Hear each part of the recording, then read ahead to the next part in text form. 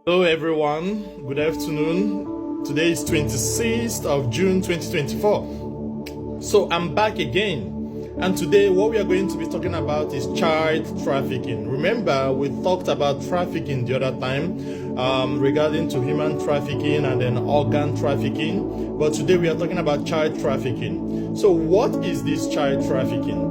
Child trafficking is where children or young people are tricked, forced or persuaded to leave their homes and move, or being transported, and then they are exploited, forced to work, or sold. That's exactly what we mean by child trafficking. What are the reasons for this child trafficking? That's another question you're going to have to ask yourself. Well, the reasons could be a lot of things. It could be sexual exploitation. It could be benefit fraud, which we are going to talk about in details in one of our next videos. It could be as a result of forced marriages, domestic slavery, forced labor, committing crimes like begging for the children that are being forced to go and beg. You know what I'm talking about, right? It also includes theft or working on farms and moving drugs. Children are being made to move some certain drugs because children are the least expected people within the society. Let's look at the traffickers, those people that do those kind of things. There are those people, sometimes they work alone, sometimes they have a medium organization, or it's more like a large criminal enterprise, which we are going to describe very well when we are going to talk about this topic. Let's look at signs of child trafficking. What are the signs of child trafficking? You find out that the signs of child trafficking include a situation whereby the child spends a whole lot of time doing house chores, and the child never have a little time for him or herself.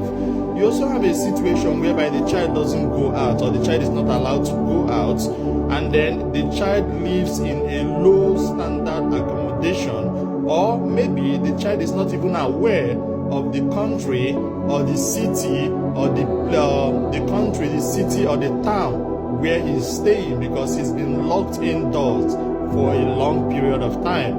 And then there's no access to parents. The child or the children are not allowed to talk to their parents, and then which leads to child trafficking, or in form of which leads to child trafficking. Let's also talk about the effects of child trafficking.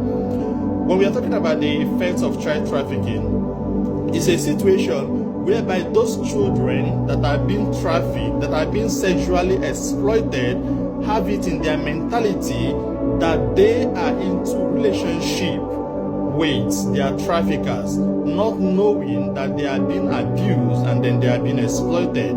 That's the effect we have here. We have a lot of effect, but we just want to lay this one down out there. Who are the children that are at risk, or the children that are at risk of child trafficking? The children that are at risk of child trafficking includes the children that experience inequalities in their countries, maybe inequalities in terms of male and female, inequalities in terms of rich and then the wealthy and the poor people, and different kinds of inequality. And the children that come from a poverty-stricken country, and the children that are being affected by war or the effects of war, children that have low level of education, and then children that lack equal opportunity, or children that experience discrimination or marginalization. All these things are the things that can lead, or are the things that can show that such children are at risk of child trafficking. So let's look deep into this child trafficking. It's quite a lot. It's very, very big. It's a huge topic, and then we are going to talk deep about it, so that every angle of it we bring it out, and so we let everybody know what is going out there in the world. All right, thank you very much, and have a great and wonderful day. Talk to you next time.